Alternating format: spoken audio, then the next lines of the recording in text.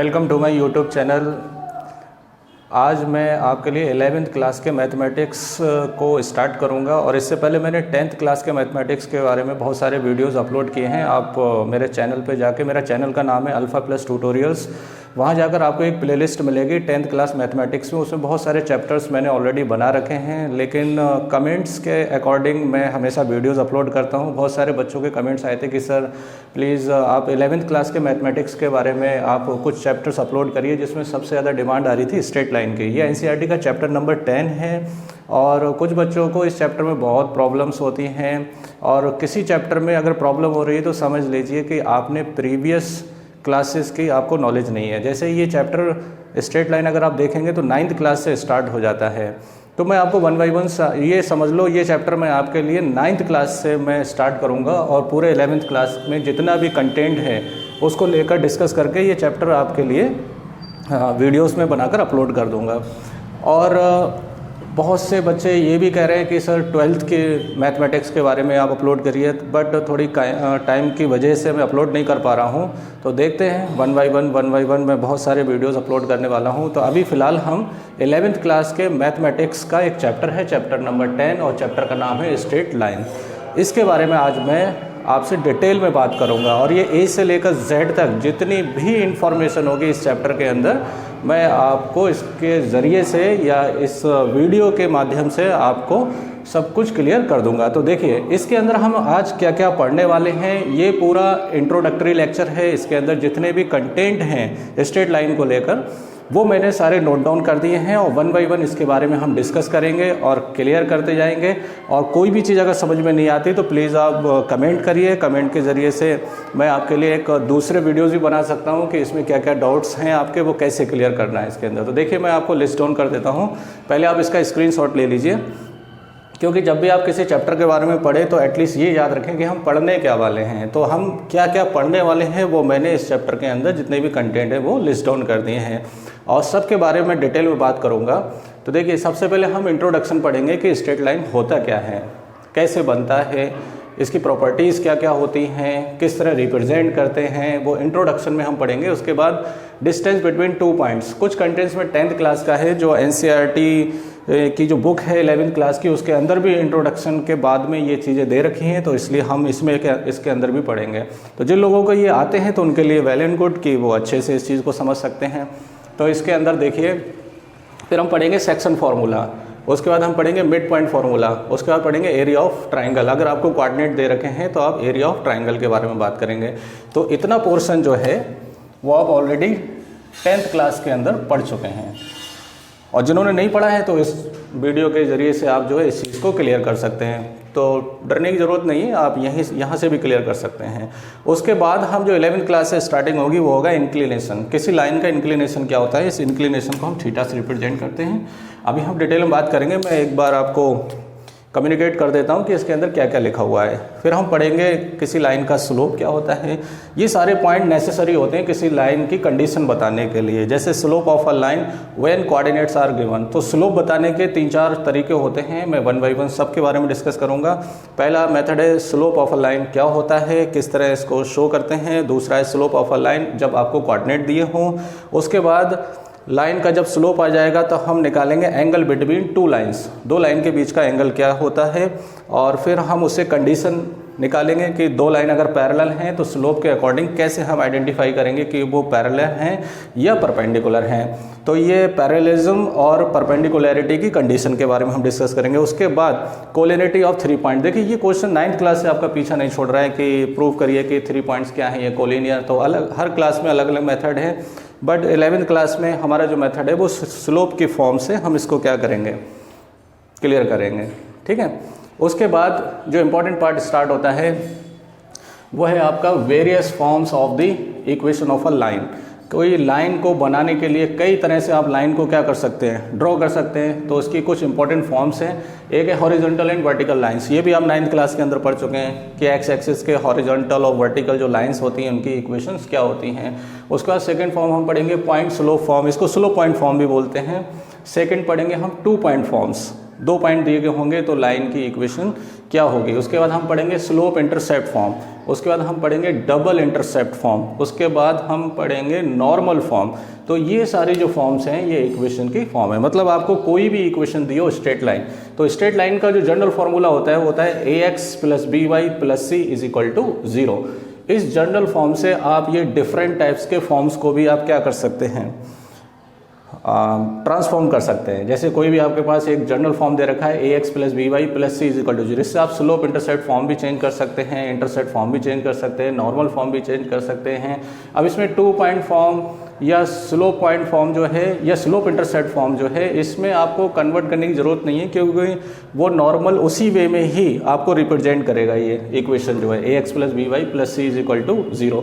उसके बाद हम पढ़ेंगे distance of a point from a line, या हम बोलेंगे perpendicular distance of a point from a line. इसके बाद लास्ट टॉपिक रहेगा आपका distance between the 2 parallel lines. तो ये सारा कंटेंट, ये सारा मटेरियल आपके लिए अवेलेबल है और इसी के बारे में हम डिस्कस करेंगे, डिटेल में बात करेंगे इसके ऊपर कि क्या होता है, किस तरह इसको आप इस चैप्टर को मेमोराइज करेंगे, किस तरह से इक्वेशंस को हम याद करेंगे, A to Z जितनी भी बातें हैं हम इसके अंदर डिस्कस करेंगे। ठीक है, अब हम स्टार्ट करते हैं। आप इसका स्क्रीनशॉट ले लीजिए या वीडियो पॉज करके इसको लिख लीजिए, और मेरे पास तो बुक है, मैं कंटेंट के हिसाब से आपको पढ़ाते जाऊँगा, बट आपकी नॉलेज के लिए आप लिख सकते हैं। ठीक है, तो सबसे पहले हम बात करते हैं इंट्रोडक्शन की। ये मैं हटा देता हूँ आपके लिए।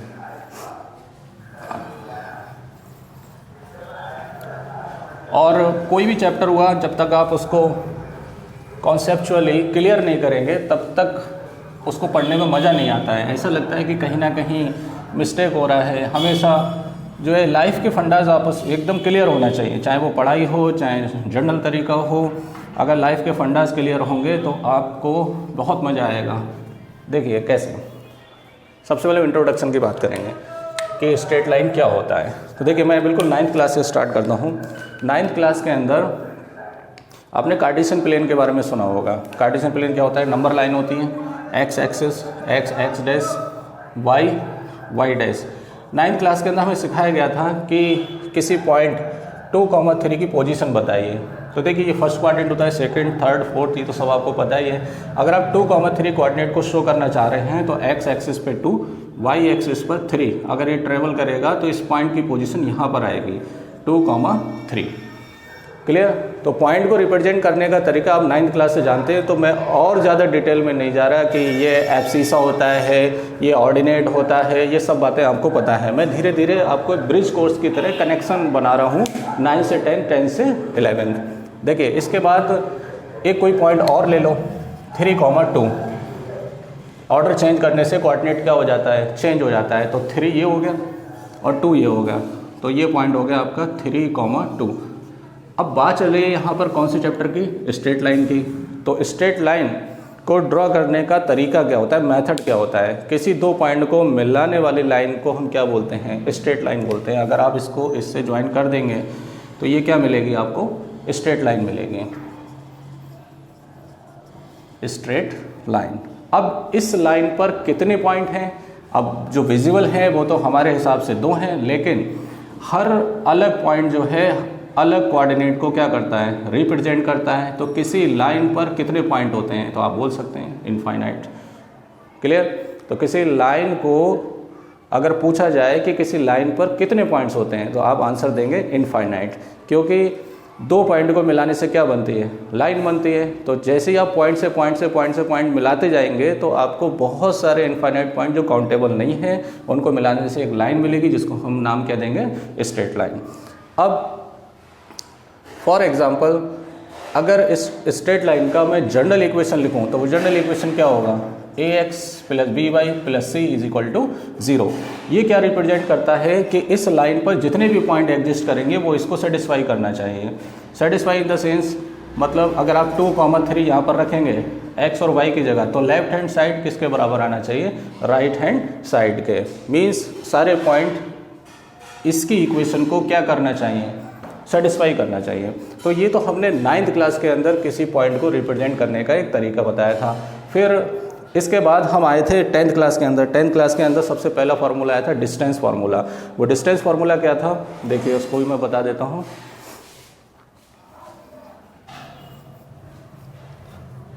फॉर एग्जाम्पल आपके पास एक पॉइंट ये है, दूसरा पॉइंट ये है।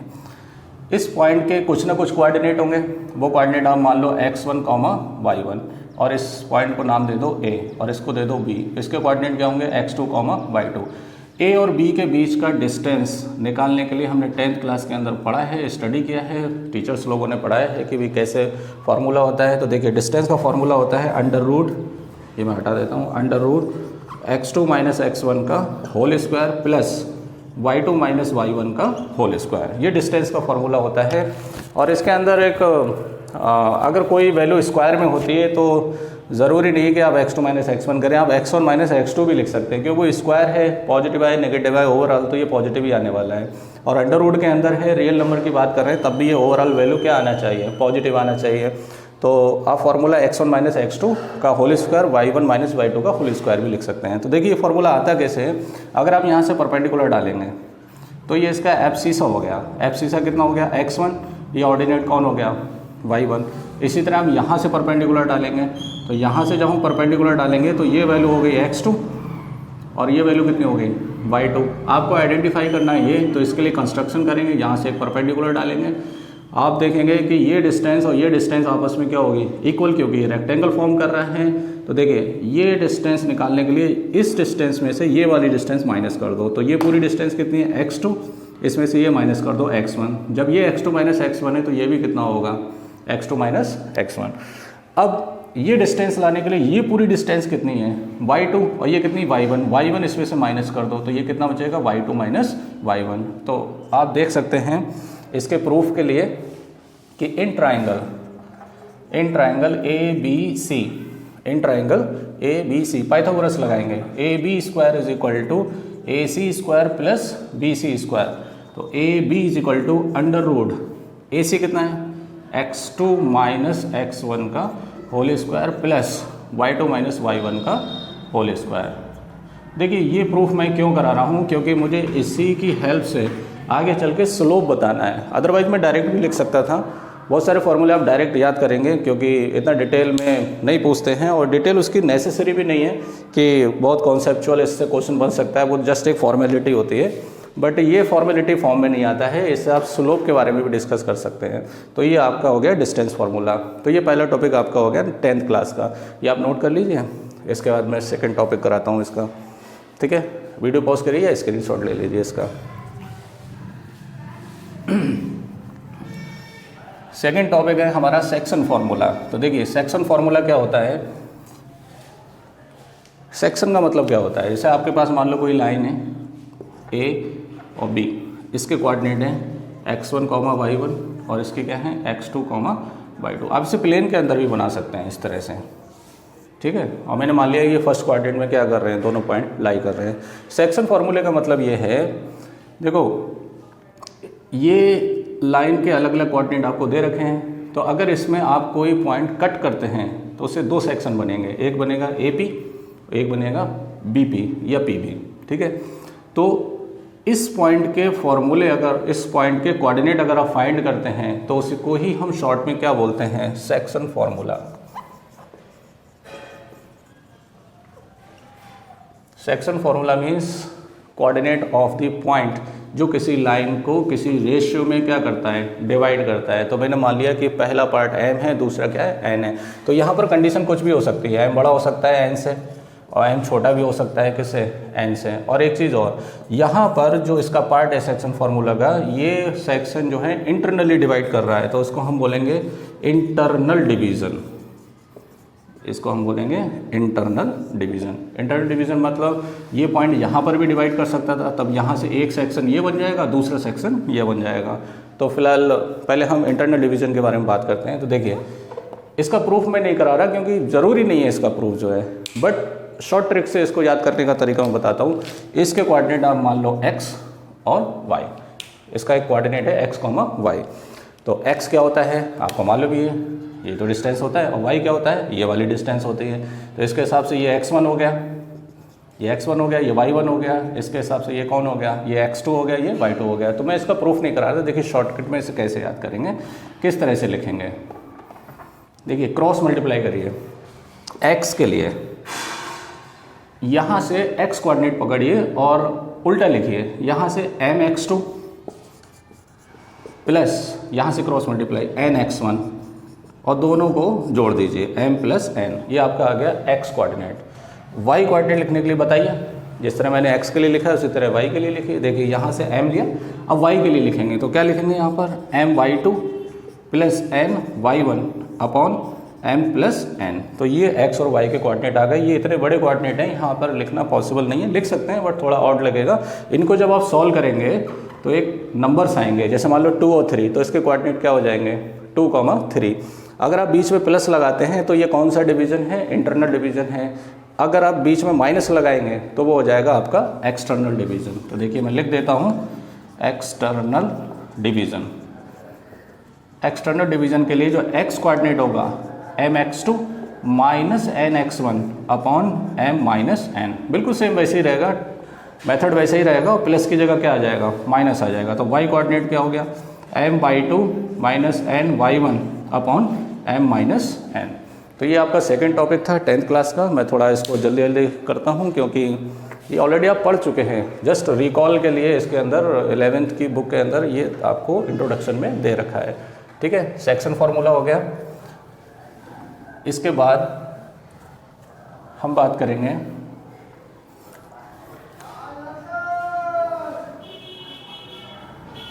Mid point formula. कौन सा? मिड पॉइंट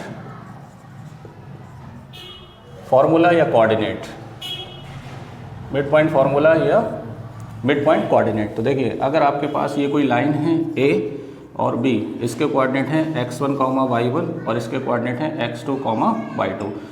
अब पहले ये जो सेक्शन फार्मूला बन रहा था वो बन रहा था mn, इसके कोऑर्डिनेट थे x और ये y और ये p। तब इस केस में p is not a mid point. अगर आप इसको शिफ्ट करते हैं मिड पॉइंट पर, तब उस केस में आप नोटिस करेंगे कि m और n आपस में क्या हो जाएंगे, इक्वल हो जाएंगे। क्लियर? तो देखिए अगर आप शिफ्ट नहीं करते तो फॉर्मूला क्या होता है mx2 plus n x1 upon m plus n। अब आप इसको जब शिफ्ट करते हैं तो मिड पॉइंट का कोऑर्डिनेट क्या आएगा, तो देखिए m ही रहेगा। अब n के प्लेस पर कौन आ जाएगा, mx2 plus mx1 upon m और n बराबर हो जाएंगे m plus m।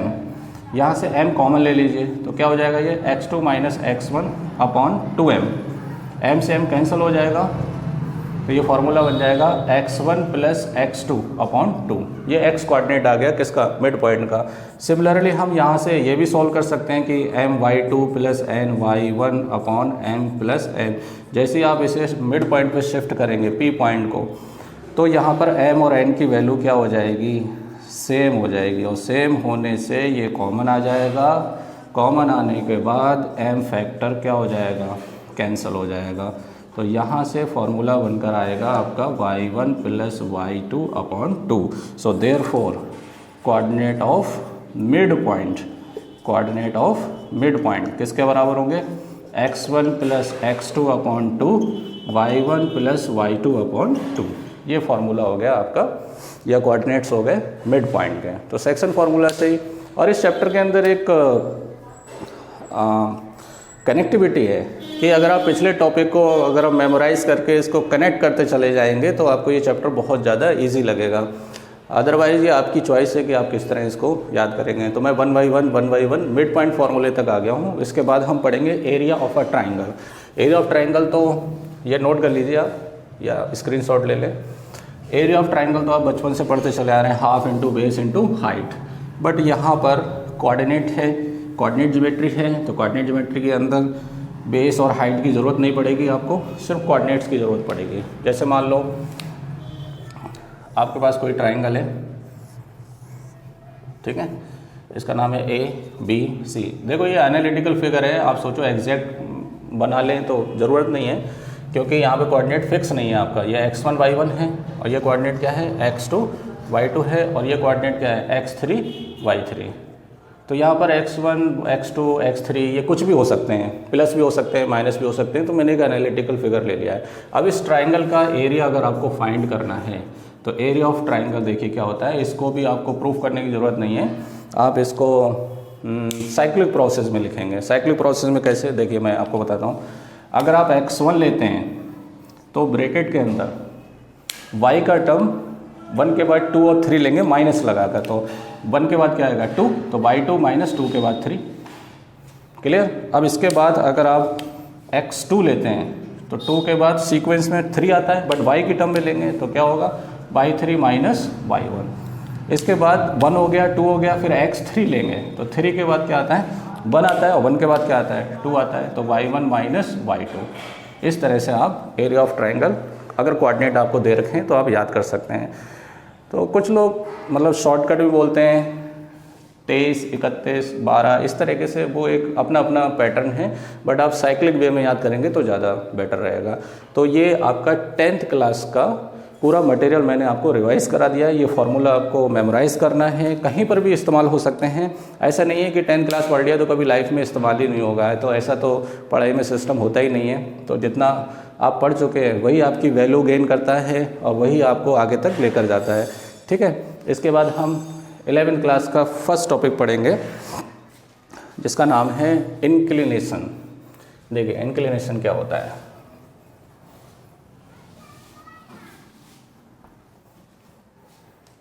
Next topic है हमारा inclination.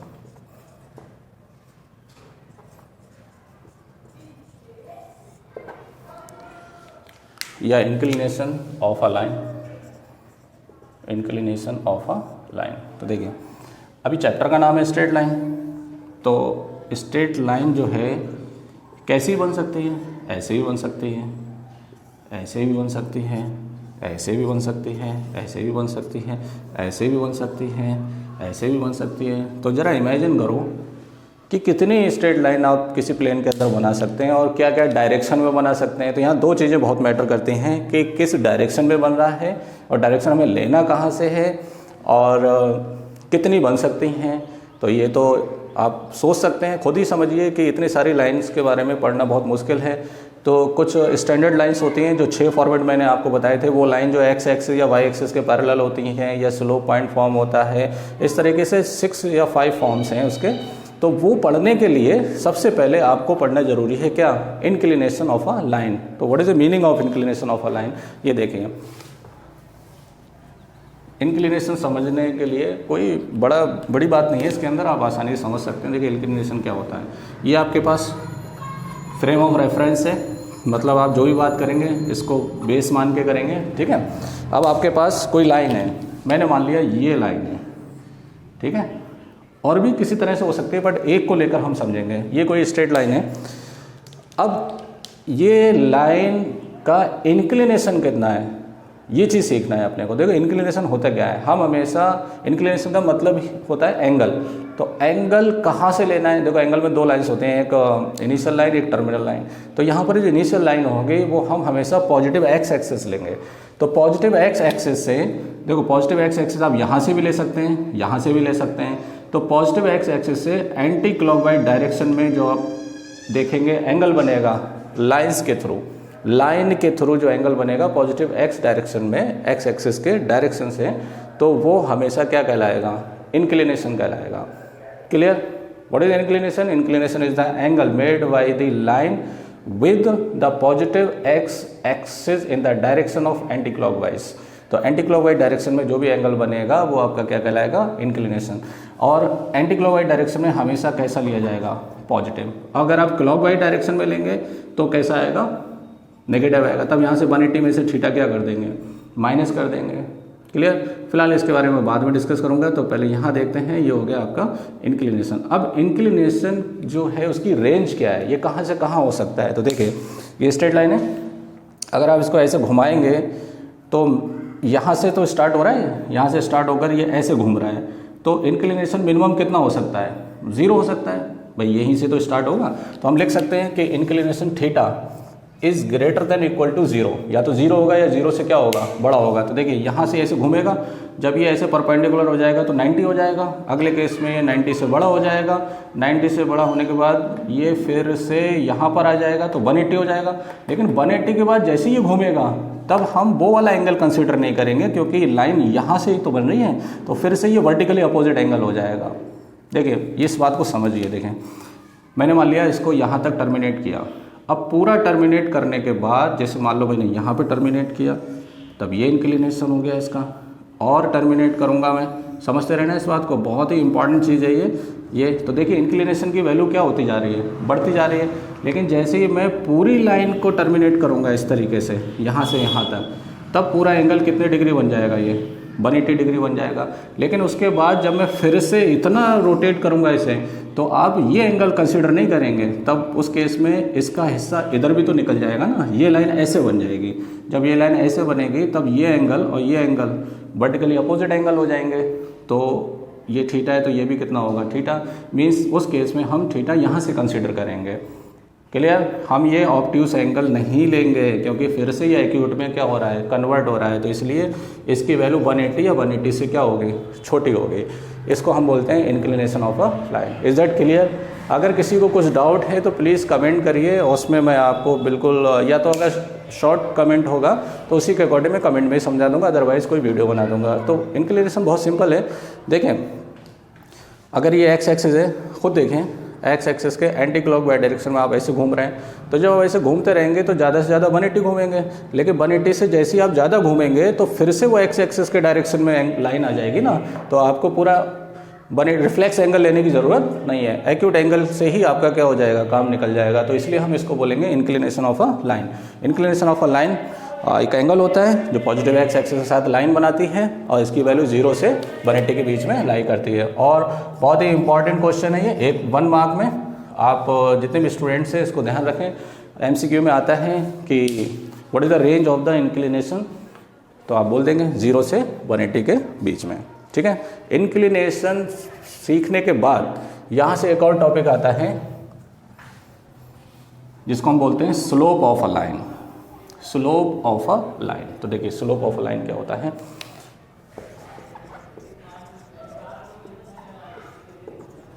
Slope of a line, देखिए स्लोप ऑफ अ लाइन क्या होता है। ये कोई लाइन है, इसका इंक्लिनेशन कितना है, थीटा है। तो किसी लाइन के स्लोप बताने के लिए इंक्लिनेशन का होना ज़रूरी है, लेकिन आगे चल के अगर इंक्लिनेशन नहीं है तो कुछ और से भी हम स्लोप बता सकते हैं। बट स्लोप होता क्या है एग्जैक्टली, देखो इंक्लिनेशन तो एंगल होता है। जब एंगल होता है तो जाहिर सी बात है इसमें झुकाव होगा। झुकाव मीन्स हिंदी में बोलते हैं और इंग्लिश में क्या बोलते हैं, इसे स्लोप बोलते हैं। तो उसके बारे में हमें बताना है। तो देखिए जब किसी प्लेन चीज़ से आप इंक्लिनेशन बनाएंगे तो उसमें स्लोप आएगा। अब स्लोप दो बातों पे डिपेंड करता है। किस पर डिपेंड करता है, एक वर्टिकल हाइट पे, VH मीन्स वर्टिकल हाइट, और एक हॉरिजॉन्टल डिस्टेंस पे। अब अगर आप स्लोप बढ़ा रहे हैं, देखिए बहुत ही इंटरेस्टिंग चैप्टर है ये, लेकिन डिपेंड करता है कि आप कितना इंटरेस्ट लेते हैं। अगर आप अच्छे से इंटरेस्ट लेंगे ना तो और मज़ा आएगा इसके अंदर। देखिए अभी स्लोप इतना था, अब मैंने स्लोप बढ़ा दिया इसका। तो जब आप स्लोप बढ़ाओगे तो क्या होगा, ये देखिए, ये देखिए स्लोप बढ़ाऊंगा तो वर्टिकल हाइट क्या हो जाएगी, बढ़ जाएगी, और हॉरिजॉन्टल डिस्टेंस क्या हो जाएगी, कम हो जाएगी।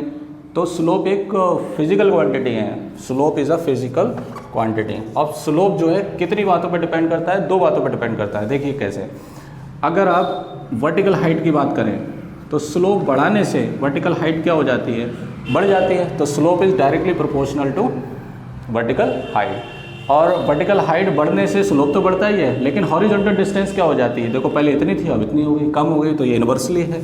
और slope is inversely proportional to horizontal distance.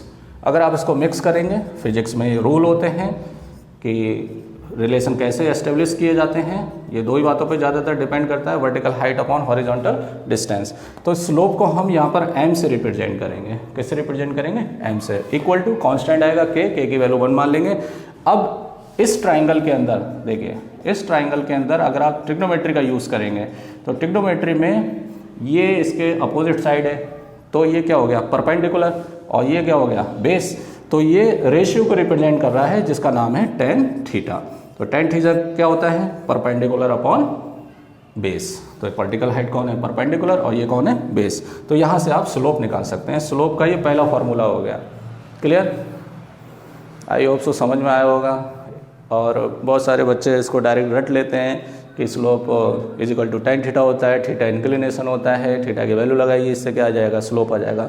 But actual मतलब क्या है स्लोप का? स्लोप आपको किसी लाइन की पोजीशन बताता है। कैसे पोजीशन बताता है? कि वो वाई एक्सिस पर कितना है और एक्स एक्सिस पर कितना है। पर मीन्स यहाँ पर ये है कि देखो मेन चीज़ क्या होता है कि स्टार्टिंग मैंने आपको बताया था कि लाइन कई तरह से बनाई जा सकती हैं, डिफरेंट वे में। तो अगर आपको स्लोप पता होगा तो आपको लाइन बनाने में आसानी होगी। जैसे फॉर एग्जांपल थीटा अगर 45 डिग्री है तो 45 डिग्री का मतलब क्या है कि ये लाइन कितने एंगल से बेंड हुई है, 45 डिग्री से। तो इसका मतलब tan 45 की वैल्यू किसके बराबर होती है, 1 के बराबर। तो ये एक रेशियो है, तो मतलब y पर भी 1 होगा ये, और x पर भी कितना होगा, 1 होगा इसका कोऑर्डिनेट जो है। तो यहाँ से आप किसके बारे में बता सकते हैं, स्लोप ऑफ अ लाइन। तो एक तो स्लोप आप ऐसे बता सकते हैं, ये आप लिख लीजिए या स्क्रीनशॉट ले लीजिए। ये फिजिक्स के अंदर भी बहुत काम में आते हैं, पोटेंशियल ग्रेडियंट वगैरह, स्लोप निकालना, वो सब फिजिक्स के अंदर भी आप इसको अच्छे से, बिल्कुल सेम यही मेथड है, इसी तरह से आप सीख सकते हैं इसको। देखिए स्लोप निकालने का सेकंड मेथड क्या होता है वो देखेंगे।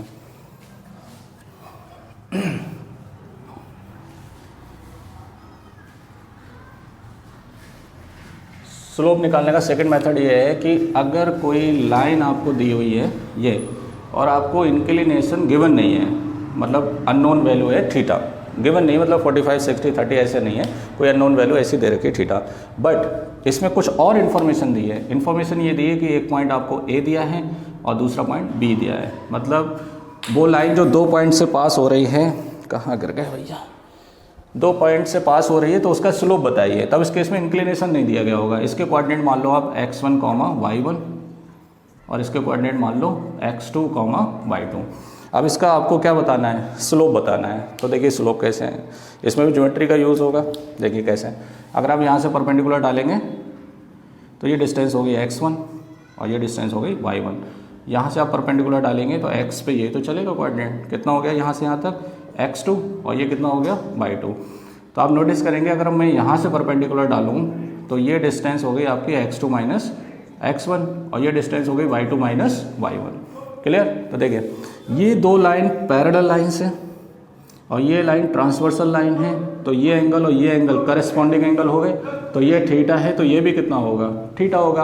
और हमें पता है कि एम जो होता है इंक्लिनेशन के अकॉर्डिंग tan थीटा होता है, बट अनफॉर्चुनेटली थीटा नहीं मालूम है। तो मैं यहाँ पर tan थीटा का फॉर्मूला लगा के कोऑर्डिनेट फॉर्म में चेंज कर दूंगा। तो tan थीटा क्या होता है, परपेंडिकुलर अपॉन बेस। तो ये हो गया y2 minus y1 upon x2 minus x1। ये दूसरा फॉर्मूला है किसका, स्लोप का। स्लोप ऑफ अ लाइन, अगर आपको क्या दे रखे हैं, कोऑर्डिनेट्स दे रखे हैं, उस लाइन पर मिनिमम 2 कोऑर्डिनेट होना चाहिए, तब आपका क्या निकल सकता है, लाइन का स्लोप निकल सकता है। यहाँ से आप नोट डाउन कर सकते हैं। देखिए आप कॉन्सेप्ट क्लियर करिए, कॉन्सेप्ट क्लियर होंगे तो इसके क्वेश्चन आपको बिल्कुल बहुत ज़्यादा, मतलब आप पढ़ते ही उसको समझ जाएंगे कि इसमें कौन सी कंडीशन लगने वाली है। ठीक है, ये लिख लीजिए आप। अब देखिए स्लोप की कुछ कंडीशंस होती हैं। जैसे मान लो आपके पास कोई 2 लाइन्स हैं,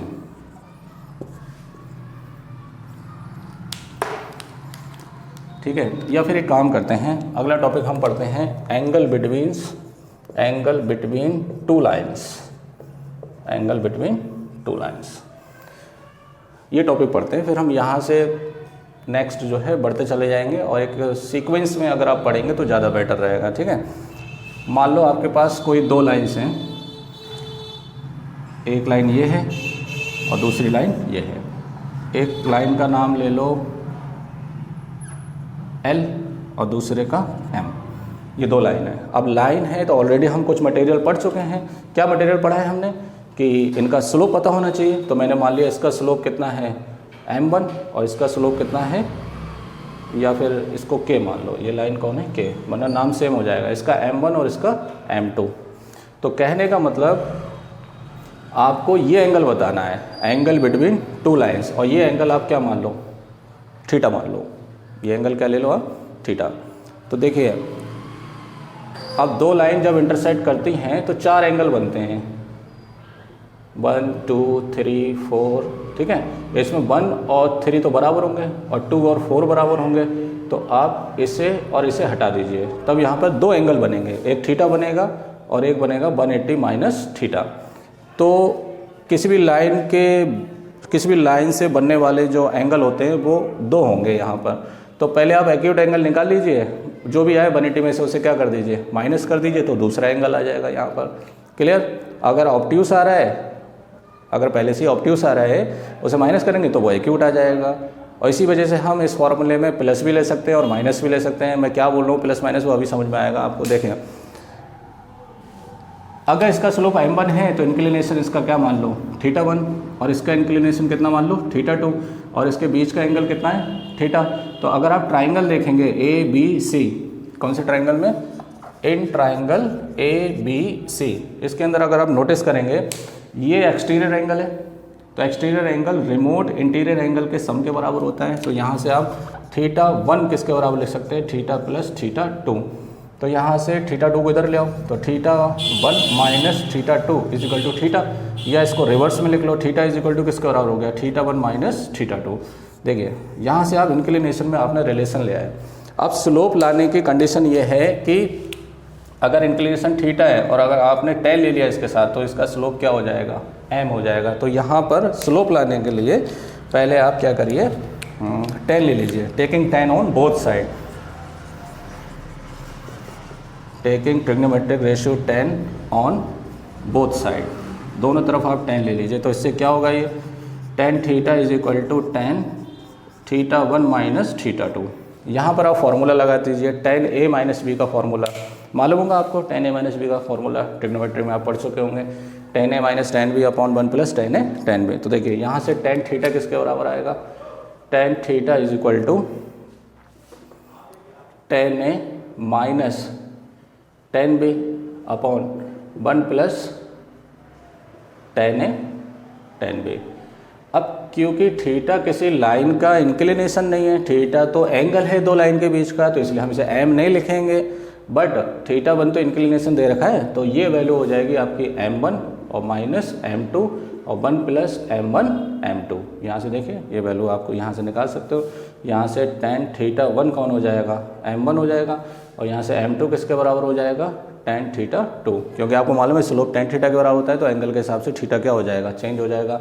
अब देखिए मैं ऑलरेडी आपको बता ही चुका हूँ कि यहाँ पर जो थीटा की पॉसिबिलिटी है वो एक्यूट भी है और ऑब्ट्यूस भी है, तो इस वजह से ये आंसर पॉजिटिव भी आ सकता है और नेगेटिव भी आ सकता है। तो हम मॉड का यूज़ करेंगे, मॉड में वैल्यू प्लस की हो चाहे माइनस की हो, ओवरऑल आंसर क्या आता है, पॉजिटिव आता है। तो इसलिए पॉजिटिव भी आ सकता है, नेगेटिव भी आ सकता है। तो जब भी मॉड हटाएंगे तो यहाँ पर दो वैल्यू लेंगे आप, प्लस और माइनस। तो यहाँ से आप थीटा निकाल सकते हैं, theta is equal to tan inverse m1 minus m2 upon 1 plus m1 m2। ये हो गया एंगल बिटवीन टू लाइंस। कोई दो लाइंस दी हुई हैं आपको, उसके बीच का एंगल आप यहाँ से फाइंड आउट कर सकते हैं। तो देखिए जब कैलकुलेशन करेंगे और जब मॉड हटाएंगे तो यहाँ पे दो वैल्यूज आएंगी। या देखो मैं आपको एक तरीका बताता हूँ, आप सिर्फ वैल्यू पॉजिटिव लीजिए, यहाँ पर पॉजिटिव आने के बाद 180 में से उसे क्या कर दीजिए, माइनस कर दीजिए, तो आपका सेकंड आंसर आ जाएगा। बट आपकी चॉइस है, आप प्लस भी ले सकते हैं, माइनस भी। प्लस लेंगे अलग आंसर आएगा, माइनस लेंगे तो अलग आएगा, बात वही आएगी यहाँ पर जो है। ठीक है, ये आप लिख सकते हैं एंगल बिटवीन टू लाइन्स। दो लाइन के बीच का एंगल हम कैसे आइडेंटिफाई करते हैं वो यहाँ से आप डायरेक्ट फार्मूला याद कर सकते हैं, बट इसका प्रूफ भी आप देख सकते हैं। ठीक है, लिख लीजिए, स्क्रीनशॉट ले लीजिए। इसके बाद यहीं से हम कुछ कंडीशंस वेरीफाई करेंगे, जैसे केस 1 करके डालेंगे कि अगर ये लाइन इस लाइन के पैरेलल हो जाए, क्या हो जाए, पैरेलल। देखिए मैं यहीं से समझा देता हूँ, यहाँ से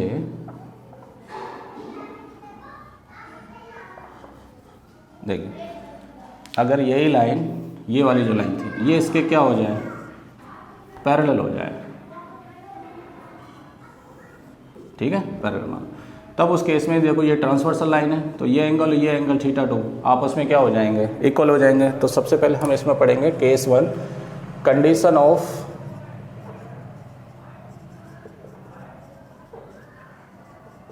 पैरेलल लाइंस।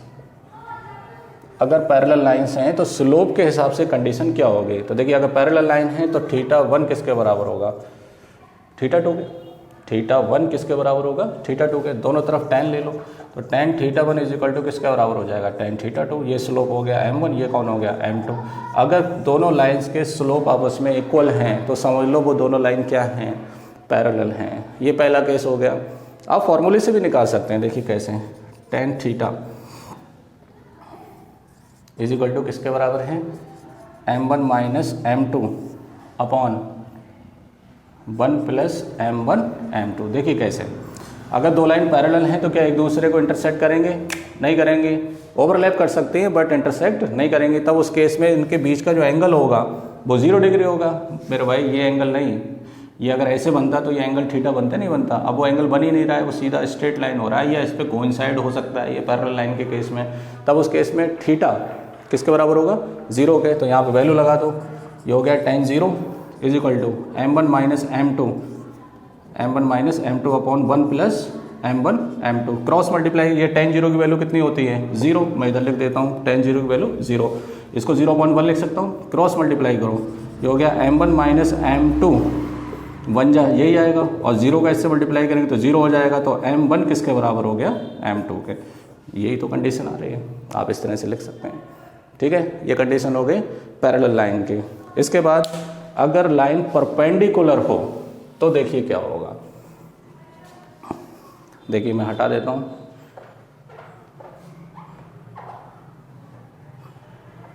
अब कोई लाइन है जो इस पर क्या है, परपेंडिकुलर है, मतलब 90 डिग्री है। तो ये भी 90 होगा, ये भी 90 होगा। उस केस में इसका इंक्लिनेशन कितना मान लो, थीटा 2। तो स्लोप तो वही होगा m1 और m2। बट उस केस में थीटा किसके बराबर हो जाएगा, मैं यहाँ से इसको tan थीटा की फॉर्म में लिख सकता हूँ। tan theta is equal to m1 minus m2 upon 1 plus m1 m2। तो यहाँ पर थीटा किसके बराबर हो जाएगा, 90 डिग्री के, अगर इनके बीच का एंगल है। तो ये tan 90 किसके बराबर हो गया, m1 minus m2 upon 1 plus m1 m2। tan 90 की वैल्यू होती है नॉट डिफाइंड, और नॉट डिफाइंड को आप लिख सकते हैं कोई भी नंबर अपॉन या 1/0। 1/0 क्या होता है, नॉट डिफाइंड होता है। तो ये हो गया m1 minus m2 upon 1 plus m1 m2। Cross multiply करेंगे तो ये तो 0 हो जाएगा, इसका मल्टीप्लाई करेंगे तो क्या आएगा, 1 plus m1 m2 is equal to 1, sorry 1 plus m1 m2 is equal to 0। तो यहाँ से m1 m2 किसके बराबर हो गया, -1 के। ये कंडीशन किसकी हो गई, परपेंडिकुलर लाइन की। अगर दो लाइन के स्लोप का प्रोडक्ट -1 के बराबर आता है तो इसका मतलब वो दोनों लाइन एक दूसरे पर क्या हैं, परपेंडिकुलर हैं। तो देखिए यहाँ से कंडीशन आएगी m1 m2 is equal to -1। तो यहाँ से अगर आप m2 लाना चाह रहे हैं तो -1 अपॉन m1। इसका मतलब क्या है, अगर आपको पहली लाइन का स्लोप मान लो 2 दिया है तो दूसरी लाइन का जो स्लोप है, एक तो इसका रेसिप्रोकल करिए और माइनस लगा दीजिए। तो ये स्लोप जो है दूसरी लाइन का स्लोप आ जाएगा, ये वाली लाइन का स्लोप आ जाएगा, उल्टा और नेगेटिव। तो यहाँ से आप क्वेश्चन के अंदर ये बहुत ज़्यादा यूज़ होने वाला है कि परपेंडिकुलर है लाइन तो ऑटोमेटिक दिमाग में आना चाहिए परपेंडिकुलर होते हैं तब उस केस में स्लोप की क्या कंडीशन होती है। ठीक है, तो ये आपका यहाँ तक स्लोप के बारे में बात चल रही है, और स्लोप का कुछ और भी टॉपिक्स हैं वो भी मैं क्लियर कर देता हूँ। तो स्लोप के बारे में आपका यहाँ तक क्लियर हो जाएगा। देखिए कैसे, लिख लीजिए इसे या फिर स्क्रीनशॉट ले लीजिए। देखिए आप कमेंट करा करें। कमेंट देखो आते तो हैं लेकिन एक उनमें क्लैरिफिकेशन नहीं होता है कि आप एग्जैक्टली चाह क्या रहे हैं। अगर आप कंसिस्टेंटली मेरे वीडियोस को देखेंगे और वीडियोस के अकॉर्डिंग अगर आप स्टडी करेंगे तो मैं उसी के अकॉर्डिंग जो है आपके लिए अपलोड करता रहूँगा। अब कुछ लोग कमेंट करके गायब हो जाते हैं, फिर अचानक से जागते हैं कि सर ट्रिग्नोमेट्री के इंपॉर्टेंट क्वेश्चंस दे दीजिए। तो ऐसे नहीं, आप एक कनेक्टिविटी बना के रखिए और टच में रहिए थोड़ा कि किस तरह से आपको पढ़ाई करनी है। देखिए अब हम बात करेंगे कोलिनियरिटी के बारे में, कोलिनियरिटी ऑफ 3 पॉइंट्स। ये पहले बोल रहा था कि ये क्वेश्चन जो है 9th क्लास से पीछे नहीं छोड़ रहे हैं। देखो 9th क्लास में क्या होता था, अगर आपके पास ये कोई पॉइंट है, ये है और ये है, ये 10th में भी था, तो आपको बताना है कि ये कोलिनियर है नहीं, तो आप distance of A B plus distance of A C किसके B C is equal to किसके बराबर रहना चाहिए, डिस्टेंस ऑफ ए सी के। तो इससे आप निकाल देते हैं। तो अभी हमारा लेवल बढ़ गया है 11th क्लास में, तो ये तो सब आपको पहले से पता है। 11th क्लास में हम कैसे पता करेंगे, देखिए अगर आपके पास कोई 3 पॉइंट हैं ए बी और सी, इसका कोऑर्डिनेट है x1 y1 और इसका x2/2 और इसका x3/3, ठीक है। और ये एक ही लाइन पे हैं तो ये कोलिनियर होंगे। बट हम कैसे प्रूफ करेंगे कि ये एक ही लाइन पर हैं? तो देखिए एक ही लाइन पर होंगे तो सबका इंक्लिनेशन सेम होगा, जब इंक्लिनेशन सेम होगा तो स्लोप भी सेम होगा। क्लियर? तो देखिए हम इसे दो पार्ट में सॉल्व करेंगे। एक आप निकाल लो स्लोप ऑफ ए बी जो बराबर आना चाहिए स्लोप ऑफ ए सी के, मतलब ए बी का स्लोप और ए सी का स्लोप अगर आपस में इक्वल आ गया तो समझ लो ये तीनों पॉइंट क्या हैं? कोलिनियर हैं। मीन्स कैसे पढ़ेंगे इसे? स्लोप ऑफ ए बी बराबर आना चाहिए किसके? स्लोप ऑफ ए सी के। तब हम बोल सकते हैं कि ए बी सी क्या है? कोलिनियर है। जब ये क्वेश्चन आएंगे तो और आसान लगेगा, वैसे समझने लायक कुछ है नहीं। आप पहले इसका स्लोप निकालो। स्लोप कैसे निकालेंगे? y2 minus y1 upon x2 minus x1। ये वैल्यू किसके बराबर आना चाहिए? ए सी के स्लोप के। कौन हो गया ये? y3 minus y1 upon x3 minus x1। अगर ये दोनों वैल्यूज मान लो ये 5 है और ये भी कितनी है? 5 है, तो समझ लेना कि ये तीनों पॉइंट क्या हैं? कोलिनियर हैं। तो ये आपकी कोलिनियरिटी की कंडीशन आ गई। तो अभी तक मैंने जितना आपसे डिस्कस करा है वो मैंने स्लोप को लेकर बात करी है। और देखिए अभी मैंने लाइंस को कैसे रिप्रेजेंट करेंगे डिफरेंट फॉर्म में, उसके बारे में डिस्कस नहीं करा है। तो सबसे इंपॉर्टेंट चीज़ है यहाँ पर स्लोप, और स्लोप के लिए इंपॉर्टेंट चीज़ है इंक्लिनेशन। अगर ये चीज़ें आपको क्लियर होंगे तो आप आसानी से जितने भी फॉर्मेट हैं इक्वेशन के वो समझ सकते हैं। तो देखिए अब मैं एक बार रिवाइज कर देता हूँ आपको। देखिए अगर आपको इंक्लिनेशन मालूम है तो स्लोप क्या होता है? tan theta. अगर आपको कोऑर्डिनेट मालूम है तो क्या होता है? y2 minus y1 upon x2 minus x1। आगे और भी स्लोप आएंगे बट सीक्वेंस में पढ़ते हैं हम इसको। इसके बाद हमने एंगल बिटवीन टू लाइंस पढ़ा था, tan थीटा का फॉर्मूला, ठीक है, आप खुद से लिखेंगे, मैं ऑलरेडी करा ही चुका हूँ। उसके बाद हमने कंडीशन ऑफ पैरेललिज्म पढ़ी थी। कंडीशन ऑफ पैरेललिज्म की क्या थी? कि दोनों के स्लोप आपस में क्या होना चाहिए? इक्वल। और कंडीशन ऑफ परपेंडिकुलरिटी क्या थी? m1 m2 is equal to किसके बराबर? -1 के बराबर। और उसके बाद कंडीशन ऑफ कोलिनियरिटी के बारे में पढ़ा था कि slope of A B is equal to slope of A C, ये आपस में क्या होना चाहिए? इक्वल होना चाहिए। ठीक है, गुड। कितना बुलवाते हो यार आप लोग। यहाँ तक आप आसानी से इसको नोट डाउन कर लीजिए, समझ लीजिए। इसके बाद हम आते हैं स्ट्रेट लाइन का जो इम्पॉर्टेंट पार्ट है। क्या इम्पॉर्टेंट पार्ट? कि स्ट्रेट लाइन को किस किस या कौन कौन से फॉर्म में हम क्या कर सकते हैं? रिप्रेजेंट कर सकते हैं। तो देखिए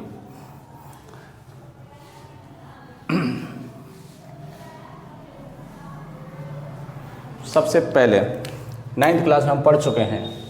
आप बोलो सर कितना 9th क्लास के बारे में बोल रहे हैं? 9th क्लास में पता है पास होने के लाले पढ़े जाते हैं। SST वाली मैडम वो फेल कर देती हैं, मैथ्स वाले डरा देते हैं कि क्या करोगे अपनी लाइफ में, और साइंस वाले तो खून ही चूस लेते हैं। तो 9th क्लास में पास होना एक बहुत बड़ा टास्क है उस एज के हिसाब से, क्योंकि 9th क्लास में बच्चे में इतनी समझ नहीं होती है। और फिर आजकल टशन भी चल रहा है बच्चों के अंदर, समझते ही नहीं कि 9th क्लास की इंपॉर्टेंस क्या है। वैसे तो हर क्लास की इंपॉर्टेंस है बट 9th कुछ ज़्यादा ही इंपॉर्टेंट है, और इसमें कंटेंट ज़्यादा होता है स्टडी के मामले में। तो मैं सजेस्ट करूँगा जो अभी बच्चे 9th क्लास में हैं थोड़ा पढ़ें अच्छे से, समझें चीज़ों को थोड़ा सा, क्योंकि वो ग्रोइंग एज होती है तो माइंड सेट भी थोड़ा चेंज होता है।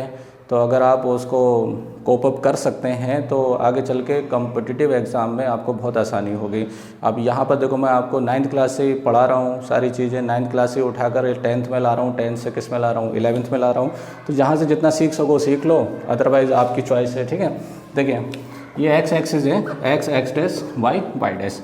अब लाइन में कैसे ही बना सकता हूँ, ठीक है, बट पहला फॉर्मेट किस टाइप की लाइन? वो लाइन पैरेलल टू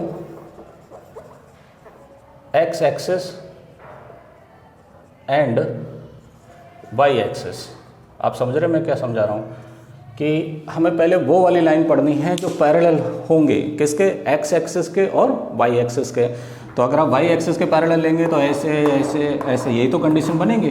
तो इस टाइप से कितनी भी लाइंस हो, इधर भी लाखों लाइंस हो, इधर भी करोड़ों लाइंस हो, इधर इधर कैसी भी हो, उन सब का फॉर्मेट क्या होगा? देखिए फॉर्मेट मीन्स इसी तरह से लिखे जाएंगे वो। देखिए अगर आप इसमें नंबर लाइन बनाएंगे तो ये 1 है, 2 है, 3 है, 4 है, और ये क्या है? 5 है। ये -1 है, -2 है, -3 है, -4 है, -5 है, -6 है, और ये 1 है, 2 है, 3 है, 4 है, 5 है, -1 है, -2 है, -3 है, -4 है, -5 है। देखिए सबसे पहले वो लाइन जो y एक्सिस के पैरेलल हैं, y एक्सिस के पैरेलल, देखिए y एक्सिस के पैरेलल इधर भी हो सकती है, इधर भी हो सकती है। मैंने मान लिया ये वाली लाइन जो y एक्सिस के पैरेलल है और 3 से पास हो रही है। 3 से पास होने का मतलब कहीं से भी पास हो सकती है, फिलहाल समझाने के लिए यहाँ पर 3 है। तो आप नोटिस करिए कि ये लाइन y एक्सिस के पैरेलल है, तो यहाँ पर इसके कोऑर्डिनेट क्या होंगे 3,0, इसके कोऑर्डिनेट क्या होंगे 3,1, इसके कोऑर्डिनेट क्या होंगे 3,2, इसके कोऑर्डिनेट क्या होंगे 3,3, इसके कोऑर्डिनेट क्या होंगे 3,4, 3,4, इसके कोऑर्डिनेट क्या होंगे 3,-1, इसके कोऑर्डिनेट क्या होंगे 3,-2, इसके कोऑर्डिनेट होंगे 3,-3।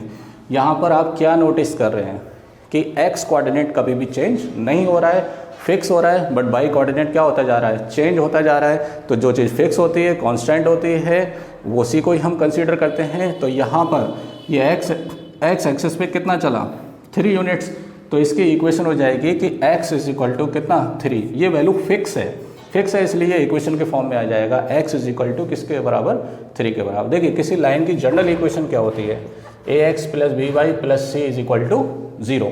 अब ये लाइन सेम ही है, कैसे 1x plus 0y minus 3 is equal to 0। तो देखो यही तो है, ax प्लस बी वाई और -3 plus C is equal to 0। अगर आप देखेंगे यहाँ पर x इज इक्वल टू 3, ये डायरेक्ट आप समझ सकते हैं कि x पे कितना चला है 3 चला है, और ये पैरेलल है किसके y एक्सिस के। अगर आप यहाँ पर ये लाइन बनाएंगे,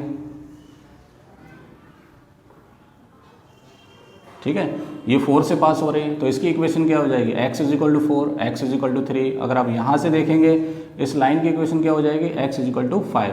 मेरा समझाने का मतलब ये है कि अगर कोई लाइन y एक्सिस के पैरेलल है तो x क्या होता है, उसका कांस्टेंट होता है। सारे पॉइंट्स जो हैं x के क्या होते हैं, कांस्टेंट होते हैं, तो इसलिए सिर्फ x पार्ट लिखा जाता है, x इज इक्वल टू किसके बराबर 3 के। अगर आप इधर आएंगे, equation of a line parallel to y axis और ये इस पोजीशन पर है, तो यहाँ पे x इज इक्वल टू कितना 2।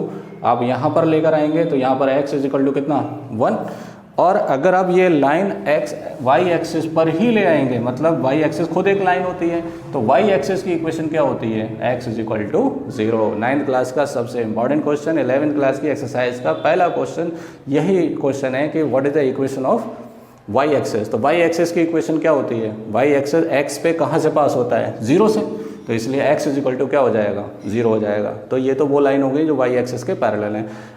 अगर यहाँ से पास कराएंगे आप तो ये -1 मान लो, तो x इज इक्वल टू किसके बराबर हो गया -1 के। यहाँ से पास करेंगे तो x इज इक्वल टू कितना -2 के। अब बात करेंगे वो लाइन जो x एक्सिस के पैरेलल हों, किसके पैरेलल हों, देखो इन शॉर्ट हम क्या लिखते हैं, अगर y एक्सिस के पैरेलल मान लो a डिस्टेंस है, कितनी डिस्टेंस है a, तो x इज इक्वल टू किसके बराबर a के। ये जनरल फॉर्म है किसका, equation of a line parallel to y axis. अब a कुछ भी हो सकता है, 1 2 3 4 5 कुछ भी हो सकता है, ठीक है। अब हम बात करेंगे equation of a line which are parallel to x axis. तो x एक्सिस के अगर कोई लाइन पैरेलल है और वो यहाँ से पास हो रही है, ठीक है, तो इस केस में y देखो फिक्स है, बट x क्या होता जा रहा है, चेंज होता जा रहा है। यहाँ पे x1 है, यहाँ x2 है, बट y हमेशा कितना रहेगा, यहाँ पर 1 रहेगा। तो यहाँ पर y इज इक्वल टू किसके बराबर 1 के, और यहाँ पर y इज इक्वल टू किसके बराबर 2 के, यहाँ पर y इज इक्वल टू किसके बराबर 3 के। इसी तरह आप यहाँ पर देखेंगे ये x एक्सिस बन गया, ये क्या बन गया x एक्सिस। तो x एक्सिस जो है y पर कहाँ से पास हो रहा है 0 से, तो y इज इक्वल टू 0, ठीक है। तो यहाँ से आई होप सो कि 9th क्लास का अगर डाउट रहा भी होगा तो यहाँ से क्लियर हो जाएगा। Equation of x axis y is equal to 0, equation of y axis x is equal to 0। यहाँ से आप समझ सकते हैं कि वो वाली लाइन जो एक्सिस के पैरेलल होती हैं, चाहे x एक्सिस के हों चाहे y एक्सिस के हों, इस फॉर्मेट के होते हैं। तो यहाँ पे y is equal to k, ये आप मान सकते हैं कि y is equal to k। y axis पे कितना भी डिस्टेंस चला हो, अगर वो वैल्यू k है, 3 हो 2 हो 4 हो, कुछ भी हो सकता है, तो वो फिक्स रहेगा आपका यहाँ पर, ठीक है। एक तो ये फॉर्मेट हो गया कि वो लाइन जो x एक्सिस या y एक्सिस के पैरेलल होती हैं तो उसकी इक्वेशंस क्या होती हैं। तो देखिए, अच्छा एक चीज़ और है, अगर आप देखेंगे ax plus B Y plus C is equal to 0, अगर ये आप लाइन लिखना चाह रहे हैं जो y एक्सिस के पैरेलल हैं, ठीक है, y एक्सिस के पैरेलल हैं, तब उस केस में y वाला टर्म क्या होगा 0 होगा, y वाला कोफिशिएंट क्या होगा, 0 होगा, और x वाला कुछ ना कुछ कोफिशिएंट रहेगा यहाँ पर, और c की वैल्यू डिपेंड करेगी कि वो a है या k है। कहने का मतलब जैसे अभी इक्वेशन आई थी x = 3, तो इसको आप इस फॉर्म में कैसे चेंज करेंगे, 1x + 0y = 3। अब ये प्लस का 3 इधर आके किसका हो जाएगा, माइनस का। तो देखो ये तो डिपेंड करेगा कि कितना है, बट ये वाला पार्ट क्या हो जाएगा, 0, x की कुछ ना कुछ वैल्यू यहाँ पर रहेगी। तो आगे चल के डिफरेंट फॉर्म, जनरल फॉर्म से डिफरेंट फॉर्म में कैसे चेंज करते हैं वो हम पढ़ेंगे उसके बारे में। ठीक है, ये पहला फॉर्मेट हो गया। दूसरा फॉर्मेट, इसके अंदर आपको स्लोप वगैरह की ज़रूरत नहीं है, क्योंकि 90 डिग्री पे स्लोप नहीं बनता है।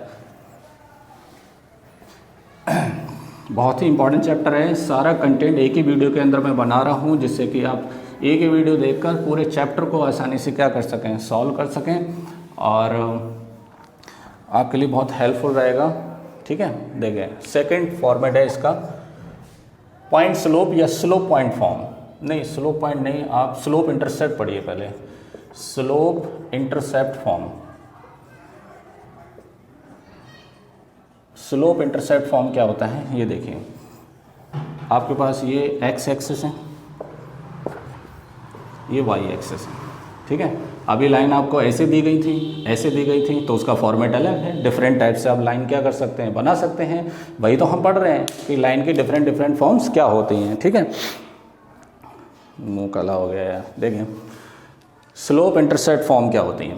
स्लोप इंटरसेप्ट में आपको लाइन इस तरह दी गई होगी कि वो y एक्सिस को कहीं ना कहीं पर कट करता होगा। ये ओरिजिन है 0,0, मान लिया y एक्सिस पे कितना कट कर रहा है, c। देखो ये साइकोलॉजिकल चीज़ें होती हैं, ये लाइन ऐसे ही बन सकती है तब c छोटा हो जाएगा, ऐसे भी हो सकती है तब c और छोटा हो जाएगा। ओरिजिन से पास होगा तो c 0 हो जाएगा, नीचे पास होगा तो c नेगेटिव हो जाएगा, और पास होगा तो नेगेटिव में वैल्यू क्या होती चली जाएगी, बढ़ती जाएगी, मतलब ओवरऑल वैल्यू कम होती चली जाएगी। तो इस तरह की जितनी भी लाइन होंगी जो इसके क्या होंगी, पैरेलल होंगी, उनका लिखने का मेथड क्या है ये हम पढ़ रहे हैं। अभी तो लाइन ऐसे थी, वो पढ़ा था हमने, इधर को थी, और ये वाली थी। अब हम ऐसे पढ़ रहे हैं कि इस तरह से लाइंस होंगी तो हम कैसे लिखेंगे। तो ये इंटरसेप्ट कितना दिया गया होगा आपको क्वेश्चन में, c दिया गया होगा। ठीक है, इसका इंक्लिनेशन थीटा, तो स्लोप कितना दिया गया होगा, m दिया गया होगा। तब आप इसको कैसे लिखेंगे, तो देखिए इसको कैसे प्रूफ करेंगे कि क्या फॉर्म होगा इसका। स्लोप की डेफिनेशन पता ही है आपको।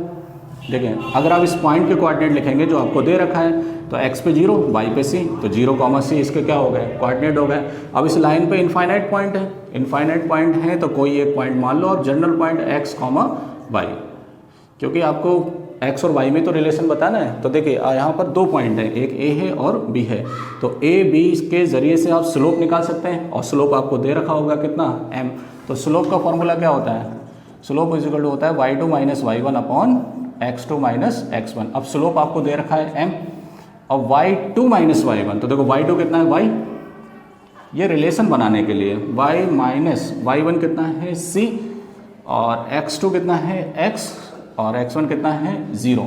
तो यहाँ से m इज इक्वल टू आया y - c upon x, cross multiply, y - c is equal to mx, तो y is equal to mx plus c। ये आपका फॉर्मेट हो गया, कौन सा वाला, slope intercept form, y is equal to mx plus c। देखिए मैं एग्जांपल एक कराता हूँ इसका, 2x + 3y + 5 is equal to 0। अब ये जनरल फॉर्म है, इसको आप इस फॉर्म में क्या करिए, कन्वर्ट करिए स्लोप इंटरसेप्ट फॉर्म में। तो देखिए y को यहीं रखिए, ये प्लस का उधर जाके किसका हो गया, माइनस का, ये प्लस है, ये भी जाके क्या हो जाएगा, -3 से डिवाइड करिए, क्योंकि यहाँ y के साथ 1 रखना है, तो माइनस का 2/3x और प्लस -5/3। तो जब आप इससे कंपेयर करेंगे तो यहाँ पर m की वैल्यू किसके बराबर आएगी, -2/3, और c की वैल्यू किसके बराबर आएगी, c की वैल्यू आएगी -5/3। कहने का मतलब अगर आपको क्वेश्चन में m दे रखा है और c दे रखा है, तो आप इक्वेशन ऐसे लिख सकते हैं, और ऐसे लिखने के बाद आप इसे जनरल फॉर्म में भी लिख सकते हैं। तो जनरल फॉर्म से आप किसी भी फॉर्म में चेंज कर सकते हैं, और किसी भी फॉर्म से आप जनरल फॉर्म में भी क्या कर सकते हैं, चेंज कर सकते हैं। तो हम 1 बाय 1 सारे फॉर्म्स पढ़ लेते हैं, इसके बाद जो लास्ट टॉपिक बचेगा वो यही होगा कि जनरल फॉर्म से डिफरेंट फॉर्म में हम इक्वेशन को कैसे रिप्रेजेंट कर सकते हैं। ठीक है, सेकेंड स्लोप इंटरसेप्ट हो गया। अब हम पढ़ेंगे slope point form. Slope point form क्या होता है, देखें ये सारे फॉर्म क्या हैं, एक डिफरेंट तरीके हैं किसी लाइन को क्या करने के, रिप्रेजेंट करने के, कि कैसे कैसे हो सकते हैं। साइकोलॉजिकल थोड़ा ब्रॉड माइंड रहिए कि हम पढ़ क्या रहे हैं, फालतू में टेंशन लेने की ज़रूरत नहीं है कि पता नहीं क्या लिख दिया है, कैसे होगा। ठीक है, आप समझिए उसको कि स्लोप होगा, पॉइंट होगा, तो आपको एक कोई लाइन ले लो। अब यहाँ पर इसकी कोई वैल्यू नहीं है, ये कैसे भी हो सकता है, इधर इधर इधर इधर कैसे भी हो सकता है। ठीक है, बट इतना ज़रूर है कि इस पर एक पॉइंट दिया गया होगा। अब वो पॉइंट के स्पेसिफिक कोऑर्डिनेट होंगे। जब भी कोई पॉइंट गिवन होता है ना, तो उसके पॉइंट स्पेसिफिक होते हैं, जनरल नहीं होते हैं। और आपको इंक्लिनेशन के हिसाब से थीटा दिया गया, मतलब स्लोप दिया गया होगा। तो स्लोप मालूम है, पॉइंट मालूम है, तो आप रिलेशन बनाने के लिए आप कोई पॉइंट ले लो, जनरल पॉइंट, इसके कोऑर्डिनेट क्या ले लो, x, y। तो बिल्कुल सेम वही कंडीशन, आप यहाँ से भी स्लोप निकाल सकते हैं। तो स्लोप इज इक्वल टू क्या होता है, slope is equal to y2 minus y1 upon x2 minus x1। तो स्लोप कितना दे रखा है, m। तो देखिए 2 पॉइंट से पास होने वाली लाइन का स्लोप कैसे निकलेगा, y minus y1 upon x minus x1, cross multiply, y minus y1 is equal to m x minus x1। ये वो इक्वेशन हो गई जिसके अंदर आपको स्लोप दिया गया होगा और पॉइंट दिया गया होगा। तो पॉइंट और स्लोप के अकॉर्डिंग आप जो है यहाँ पर लाइन रिप्रेजेंट कर सकते हैं। y minus y1 is equal to m x minus x1। ठीक है, मैं डिटेल में और बात करूँगा कैसे किस तरह से क्वेश्चन होंगे, बट आप खाली नोट करते रहिए और समझते रहिए कि किस तरह से निकाल रहे हैं। ठीक है, इसके बाद अगला फॉर्मेट पढ़ेंगे। देखिए नेक्स्ट फॉर्मेट है आपका 2 पॉइंट फॉर्म। नंबरिंग आप देख लेना चेक कि क्या होगा ये 2 पॉइंट फॉर्म, बिल्कुल सेम वैसे ही। ठीक है, देखिए 2 पॉइंट फॉर्म क्या होता है, ये कोई लाइन है, ये लाइन ऐसे ऐसे ऐसे किधर भी बन सकती है, आप टेंशन ना लें। यहाँ पे एक दो पॉइंट हैं A और B, अगर आपको दिए हैं तो स्पेसिफिक होंगे x1 y1, बट ये डिफरेंट होगा तो ये क्या होगा x2 y2। ठीक है, अब एक ही लाइन पे ये 2 पॉइंट है, तो निकालने के लिए आप जनरल पॉइंट मान लो C, इसके कोऑर्डिनेट क्या मान लो x, y। अब ये तो पता है कि ऑलरेडी एक ही लाइन पे है, तो कोलिनियर होंगे तो मैंने आपको बताया था कि स्लोप ऑफ AB किसके बराबर होना चाहिए, स्लोप ऑफ AC। तो यही कंडीशन आप लगा दो, slope of AB is equal to slope of AC।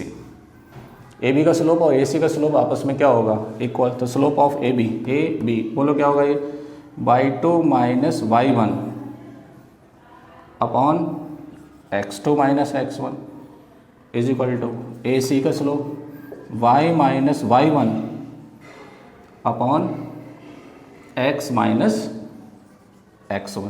तो देखो या तो आप ऐसे याद कर लो, वरना मैं आपको एक तरीका बताता हूँ कि जितने भी डिफरेंट फॉर्म है वो y इज इक्वल टू माने जाते हैं। तो ये y वाला टर्म इधर ले लो और पूरा उठा के यहाँ रख लो। तो देखो y माइनस y1 इसके नीचे लेकर आओ, ये तो क्या हो जाएगा, ये y2 माइनस y1, इसे नीचे लेकर इस पूरे को यहाँ लेकर आए, इसको इधर लाओ, क्या हो जाएगा, ये x minus x1 upon x2 minus x1। इसको आप याद कर लीजिए, y is equal to x, इस फॉर्म से याद कर लीजिए कि y minus y1 upon y2 minus y1, x minus x1 upon x2 minus x1। ये आपका हो गया 2 पॉइंट फॉर्म। अब इस लाइन में आपको स्लोप वगैरह नहीं दिया गया होगा, 2 पॉइंट दिए होंगे, तो उसी के अकॉर्डिंग आप इस लाइन को क्या कर सकते हैं, रिप्रेजेंट कर सकते हैं। अच्छा एक चीज़ और, मैंने आपको एक इक्वेशन बताई थी कि y is equal to mx plus c। ये कौन सा फॉर्म है, स्लोप इंटरसेप्ट फॉर्म। तो इंटरसेप्ट यही तो दिया था c।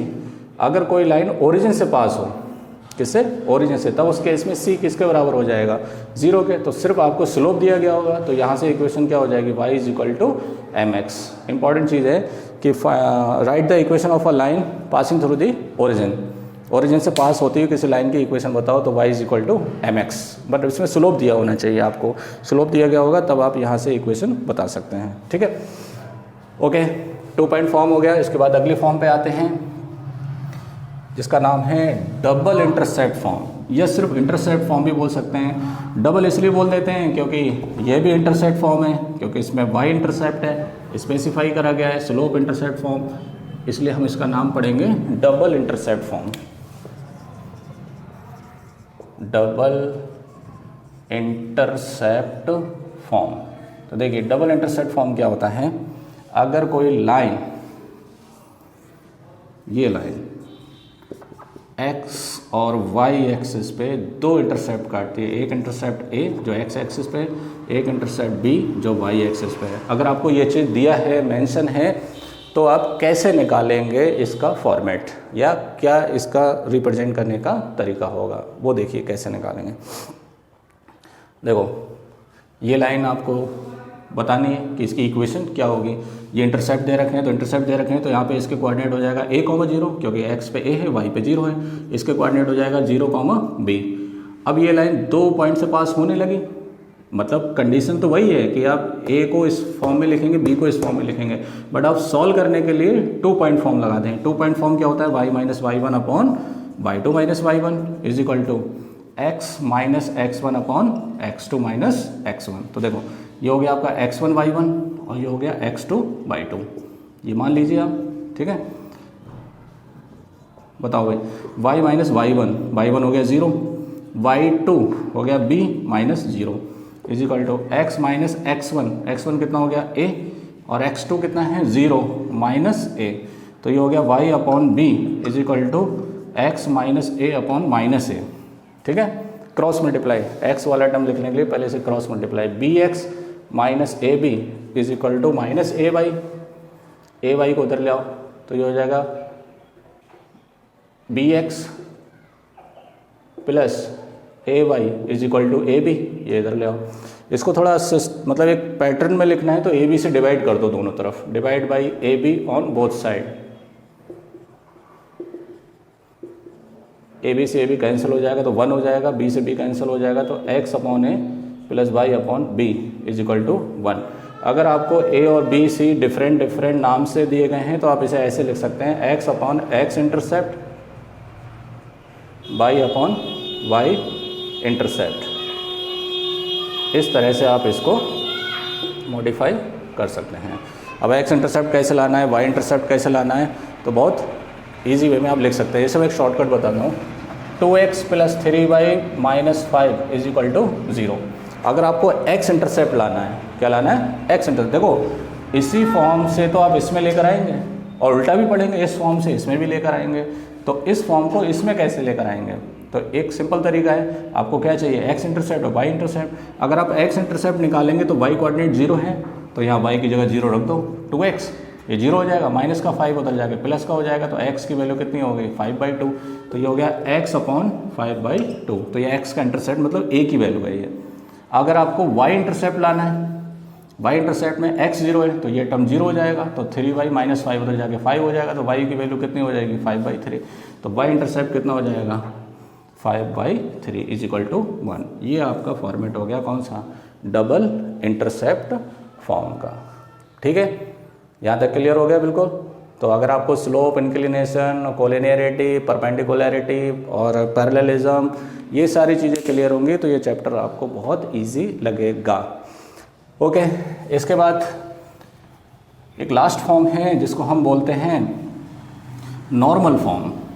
ये थोड़ा क्या बोलते हैं, एंटिक फॉर्म है। एंटिक बोले तो इसके लिए बहुत सारी चीज़ें दी गई होंगी, आपको दी गई होंगी तो बस खाली उसमें पुट करना है अपने को। देखिए नॉर्मल फॉर्म की कंडीशन क्या है।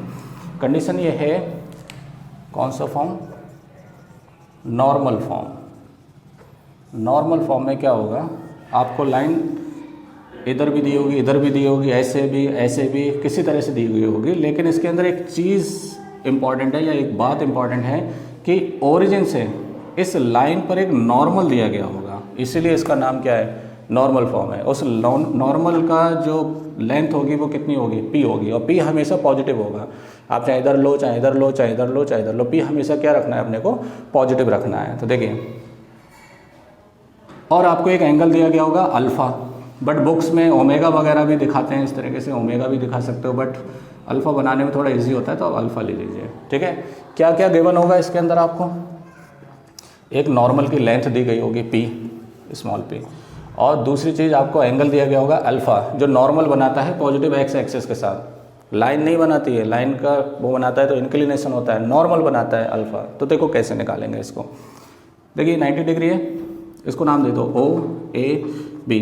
तो यहाँ से आप कोऑर्डिनेट बता सकते हैं, कोऑर्डिनेट बताने की जरूरत क्या है आपको, एक्स इंटरसेप्ट चाहिए, वाई इंटरसेप्ट चाहिए, तो फॉर्मूले में उसमें लगा देंगे तो अपने आप इक्वेशन आ जाएगी। तो देखिए इसको नाम दे दो डी, तो कौन से ट्राइंगल में, in triangle O D A, in triangle O D A, ये 90 के सामने हाइपोटेनियस है, तो हाइपोटेनियस है और ये बेस है, तो बेस और हाइपोटेनियस किस में आता है, कॉस में, तो ये हो जाएगा cos alpha is equal to base upon hypotenuse, hypotenuse कौन है, ओ ए, तो यहाँ से ओ ए किसके बराबर हो जाएगा, पी अपॉन कॉस अल्फा, ठीक है। तो ये एक्स इंटरसेप्ट किसके बराबर हो गया, पी अपॉन कॉस अल्फा। इसी तरह आप इधर आ जाइए, देखिए ये एंगल कितना होगा, ये तो 90 है ही, ये पी को इधर लिख देता हूँ मैं, और ये हो जाएगा 90 माइनस अल्फ़ा, 90 माइनस अल्फ़ा। तो देखो इसके सामने हाइपोटेनियस हो गया, ये बेस हो गया, तो इसके अंदर कौन सा फार्मूला लगेगा, ये बेस है, हाइपोटेनियस है, कॉस का ही लगेगा। तो कौन से ट्राइंगल में, in triangle O D B, ठीक है, कॉस 90 माइनस अल्फ़ा, अब ये अल्फ़ा नहीं है एंगल, 90 माइनस अल्फ़ा है, cos 90 minus alpha is equal to base upon hypotenuse, कौन हो जाएगा, ओ बी। अच्छा ये कॉम्प्लीमेंट्री एंगल है, कॉस 90 माइनस करते हैं तो किस में चेंज हो जाता है, साइन में, तो sine alpha is equal to P upon O B, तो यहाँ से ओ बी किसके बराबर हो जाएगा, O B is equal to P upon sine alpha. ये आपका वाई इंटरसेप्ट आ गया, तो ये इंटरसेप्ट आ गया आपका पी अपॉन साइन अल्फ़ा, और ये आ गया पी अपॉन कॉस अल्फ़ा। तो आप इस फॉर्मेट का हेल्प ले सकते हैं by double intercept form, X upon X intercept plus Y upon Y intercept is equal to 1। तो एक्स अपॉन एक्स इंटरसेप्ट कितना है, P upon cos alpha plus Y upon Y intercept कितना है, P upon sine alpha is equal to 1। तो ये ऊपर चला जाएगा cos alpha, X cos alpha upon P plus Y sine alpha upon P is equal to 1। P LCM लेंगे और cross multiply हो जाएगा, तो इक्वेशन क्या हो जाएगा, X cos alpha plus Y sine alpha is equal to P, ठीक है। ये आपका फॉर्मेट हो गया नॉर्मल फॉर्म। कौन सा फॉर्म है, नॉर्मल। और एक क्वेश्चन इसमें से 100% बनता ही बनता है। इसके अंदर देखो कुछ इंपॉर्टेंट चीज़ें वो समझा देता हूँ, क्वेश्चन के टाइम पे भी बताऊंगा।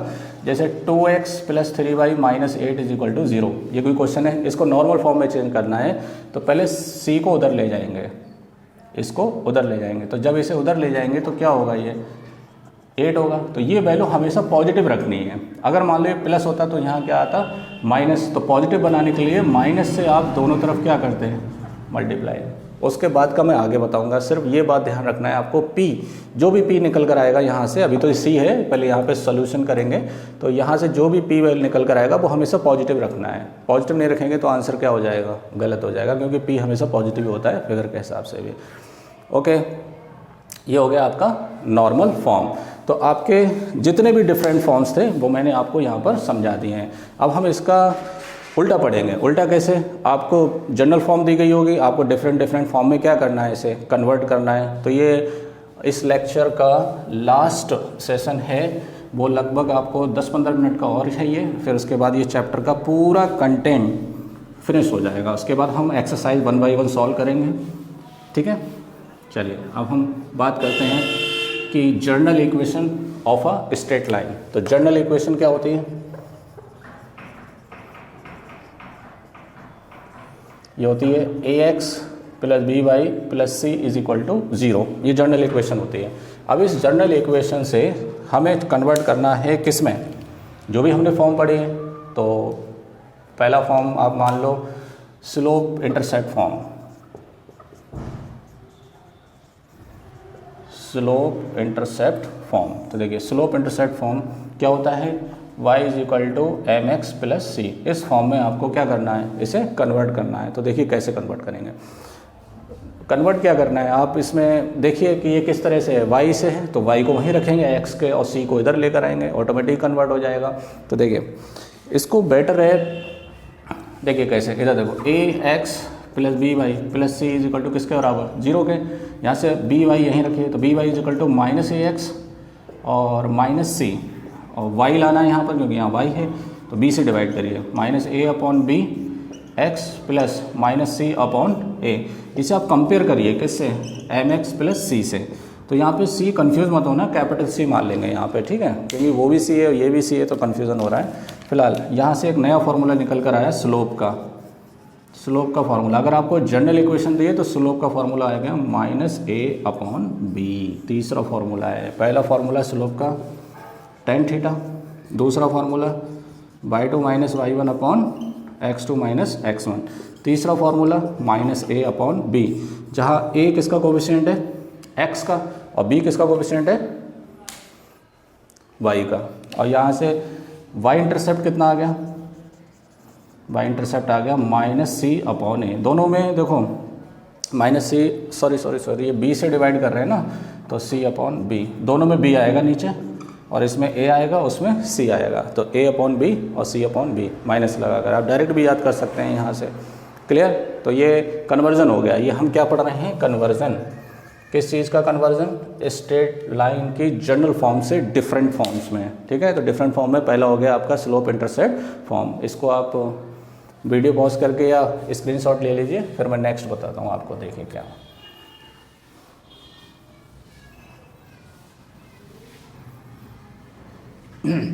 नेक्स्ट हम पढ़ेंगे conversion in double intercept form. Double intercept form, तो देखिए डबल इंटरसेप्ट फॉर्म में कैसे कन्वर्ट करेंगे, ax + by + c = 0। Double intercept क्या होता है, x/a y/b = 1, जहाँ a क्या होता है x इंटरसेप्ट और b क्या होता है y इंटरसेप्ट। कंफ्यूज मत होना यहाँ पर, क्योंकि a b सेम लग रहे हैं ना यहाँ पर, तो आप इसे लिख लो x इंटरसेप्ट और इसे y इंटरसेप्ट। ठीक है, तो देखो यहाँ से क्या कैसे लेकर आएंगे, तो ये हो गया ax + by = प्लस का c, इधर आगे किसका हो जाएगा माइनस का। तो यहाँ पर 1 लाने के लिए c से क्या कर लीजिए आप डिवाइड कर लीजिए, क्योंकि यहाँ पर 1 लाना है, अपने को 1 लाना है ना, तो 1 लाने के लिए क्या करेंगे -c से डिवाइड करेंगे, प्लस by/-c। तो यहाँ से x ऊपर लेकर आओ, इसे नीचे लेकर आओ, तो -c/a + y/-c/b = किसके बराबर 1 के। ये हो गया आपका डबल इंटरसेप्ट। तो यहाँ से अगर आप देखें तो x इंटरसेप्ट आप डायरेक्ट निकाल सकते हो, किसके बराबर आएगा -c/a, और y इंटरसेप्ट किसके बराबर आएगा -c/b। इसका क्या मतलब है, 2x + 3y + 5 = 0। अगर आपको इक्वेशन लिखनी है ये, तो देखो x इंटरसेप्ट कैसे आएगा -c/a, तो -c कितना है 5 और a कितना है 2, तो ये हो गया -5/2। ठीक है, प्लस y इंटरसेप्ट किसके बराबर होता है -c/b, तो -c कितना है 5 और b कितना है 3, तो ये -5/3 = 1। डायरेक्ट आप यहाँ से लिख सकते हैं इसको। ठीक है, वरना एक तरीका और था, अगर x इंटरसेप्ट लाना है तो y 0 और y इंटरसेप्ट लाना है तो x 0 रख देंगे यहाँ पर। सॉरी, ये लिख लीजिए, नोट कर लीजिए। ये डबल इंटरसेप्ट फॉर्म में कन्वर्जन हो गया जनरल फॉर्म का। इसके बाद हम पढ़ेंगे नॉर्मल फॉर्म में कैसे कन्वर्जन करेंगे। ये इंपॉर्टेंट चीज़ है, ये तो कोई भी स्कूल हुआ ये देता ही देता है एग्ज़ाम में कि आप जनरल फॉर्म से किस में कन्वर्ट करिए, नॉर्मल फॉर्म में। तो देखिए कैसे करेंगे इसको। देखिए, इसको बेटर है कि किस तरह समझा जाए, तो अगर एग्ज़ाम्पल देके समझाया जाए तो ज़्यादा बेटर है, क्योंकि एग्ज़ाम्पल से आपको इजी वे में समझ में आएगा। ये देखिए कैसे, मान लो कोई इक्वेशन है, आप क्या कर रहे हैं, conversion of general equation of a line into normal form, into normal form. ठीक है, किसी जनरल इक्वेशन को नॉर्मल फॉर्म में हम कैसे कन्वर्ट कर सकते हैं। तो इसके लिए मैं आपको एक एग्जांपल ले लेता हूँ, क्योंकि एग्जांपल के ज़रिए से आपको जल्दी समझ में आएगा ये। अदरवाइज़ मैं ऐसे रफली बोलूँगा तो ये आपको समझ में नहीं आएगा, क्योंकि कुछ टॉपिक ऐसे होते हैं जो एग्जांपल के थ्रू ज़्यादा क्लियर होते हैं। ठीक है, तो मैं आपको एक क्वेश्चन देता हूँ, उसी के अकॉर्डिंग मैं आपको समझा दूँगा ये कैसे निकलेगा। ठीक है, जैसे क्वेश्चन है आपका, ये भी नहीं, ये भी नहीं, ये आ जाओ इसमें,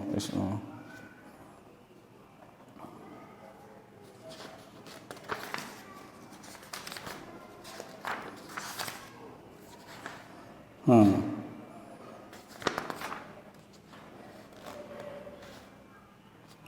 क्वेश्चन है, देखें कि इसको लिखिए, क्वेश्चन लिखिए, रिड्यूस द इक्वेशन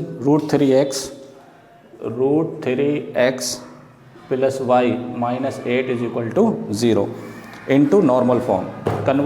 कन्वर्जन करिए या रिड्यूस करिए। ये जनरल फॉर्म है ax plus B Y plus C is equal to 0, इसको कौन सी फॉर्म में? नॉर्मल फॉर्म में। तो देखिए इसका मेथड समझ लीजिए पहले, फिर इसका कॉन्सेप्ट समझेंगे कि क्या है इसका तरीका। देखिए सबसे पहले आप c को उधर लाएंगे तो ये कितना हो जाएगा, √3x plus y is equal to 8। अब यहाँ पर इंपॉर्टेंट चीज़ ये है कि अगर ये माइनस आता है इधर तो इसे प्लस बनाएंगे, तो माइनस से मल्टीप्लाई कर देंगे। फिलहाल अभी प्लस आ रहा है तो कुछ करने की ज़रूरत नहीं है।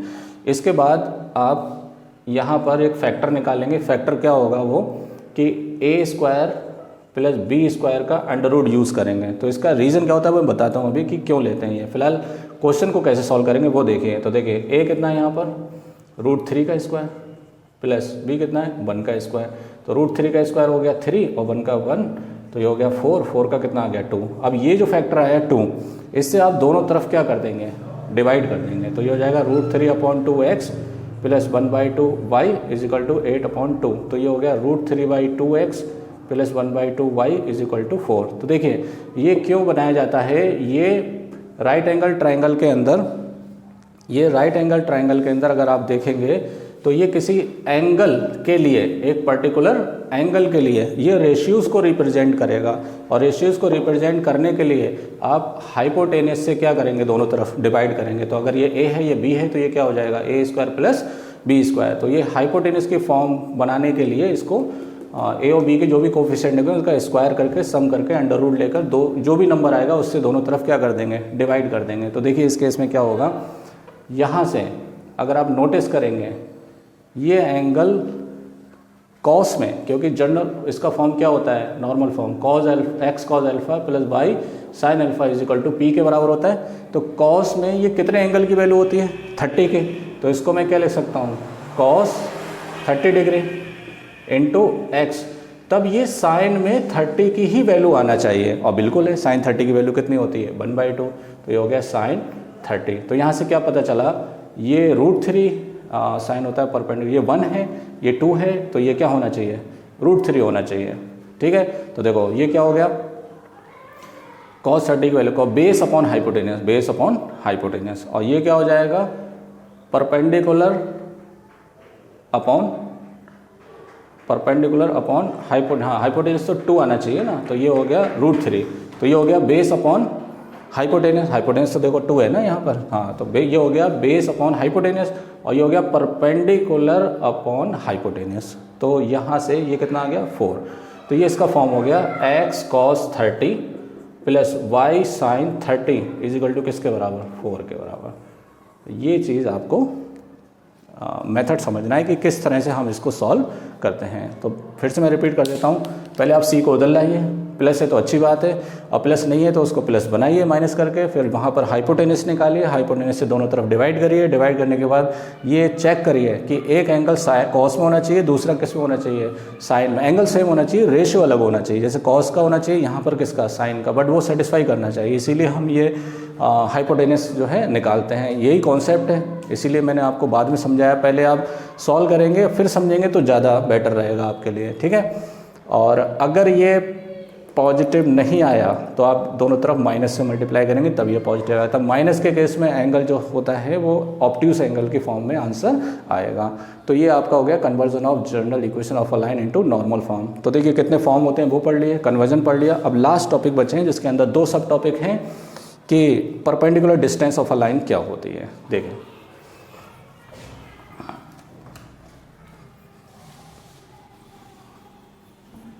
सबसे, अब ये जो टॉपिक लास्ट में पढ़ाने जा रहा हूँ मैं कि perpendicular distance of a line, perpendicular distance of a point from a line, ये क्वेश्चन 2 नंबर का जरूर आता ही आता है इसमें से। देखिए अगला टॉपिक क्या है, परपेंडिकुलर डिस्टेंस ऑफ अ, या आप सीधा हेडिंग डालिए distance of a point, distance of a point from a line, किसी लाइन से।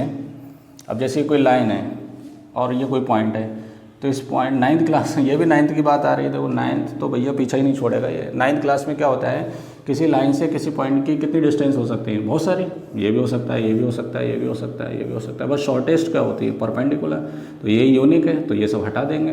तो हमें अभी क्या फाइंड करना है कि कोई पॉइंट दिया गया होगा, वहाँ से किसी लाइन की, ये कोई लाइन है ए बी से किसी पॉइंट की डिस्टेंस बताना है, उसको PM बोलो चाहे D बोलो, तो हमें D फाइंड करना है। तो देखो आपको एक लाइन दी गई होगी, वो लाइन क्या है, AX + BY + C = 0, और अगर आपको कोऑर्डिनेट दे रखे हैं x1, y1, तो यहाँ से D आप डायरेक्ट निकाल सकते हैं, डिस्टेंस हमेशा पॉजिटिव आती है।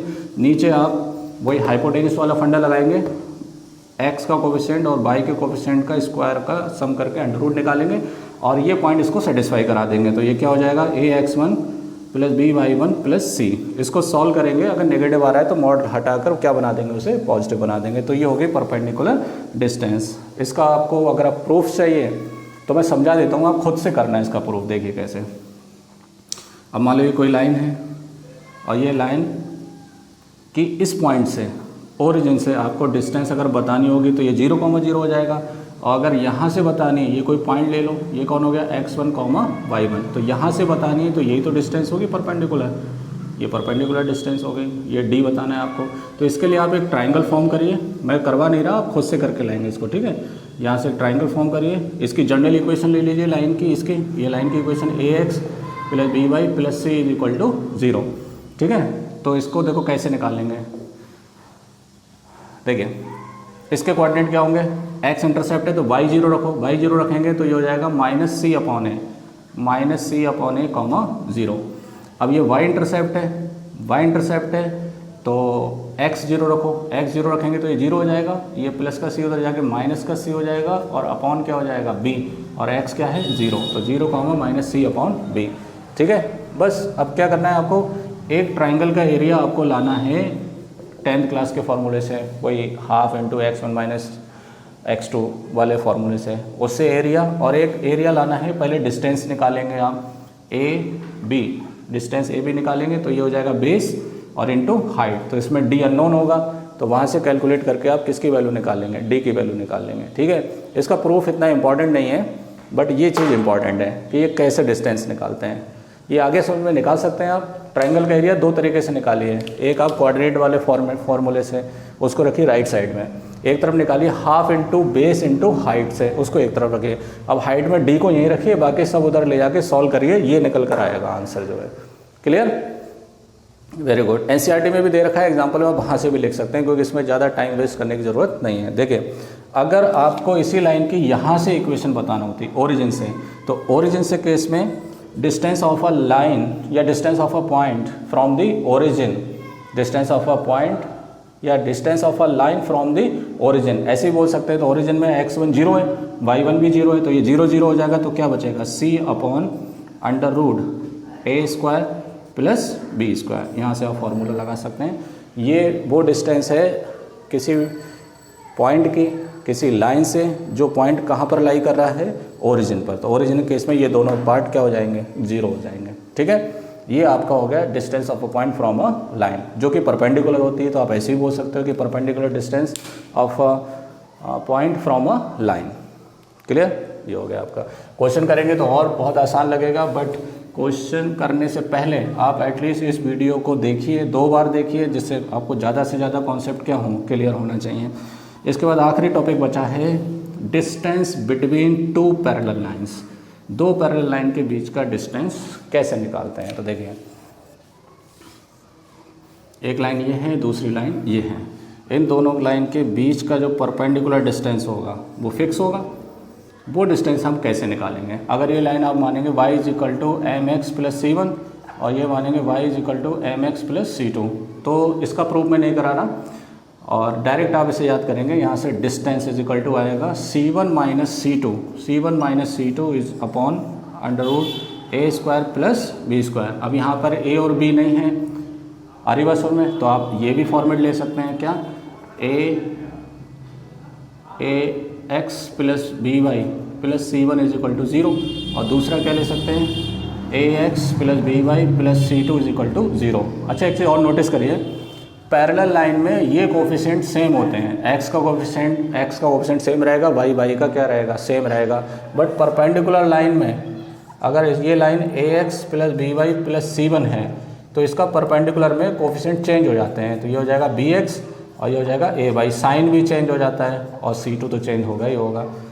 क्लियर? परपेंडिकुलर में ये कंडीशन आती है क्योंकि स्लोप उल्टा हो जाता है ना, उल्टा और नेगेटिव। पहले स्लोप क्या आता है माइनस a अपॉन बी, अब इसका उल्टा क्या आएगा b अपॉन ए, तो देखो b इधर आ जाएगा a इधर आ जाएगा और उल्टा नेगेटिव हो जाएगा तो यहाँ नेगेटिव आ जाएगा। पैरेलल के केस में स्लोप कैसे रहते हैं, सेम रहते हैं, तो ये स्लोप के हिसाब से x और y के कोफिशिएंट क्या रहेंगे, सेम रहेंगे। तो ये आ गया formula distance between two parallel lines. तो यहाँ से आप एक्सरसाइज को स्टार्ट कर सकते हैं। सारे कॉन्सेप्ट आप क्लियर करिए, ज़्यादा से ज़्यादा इसको रीड मारिए, कमेंट करिए, कमेंट में लिखिए कि सर ये टॉपिक समझ में नहीं आया है, या समझ में आ जाए तो वेल एंड गुड। और एक्सरसाइज का वीडियो मैं जल्द ही अपलोड करने वाला हूँ।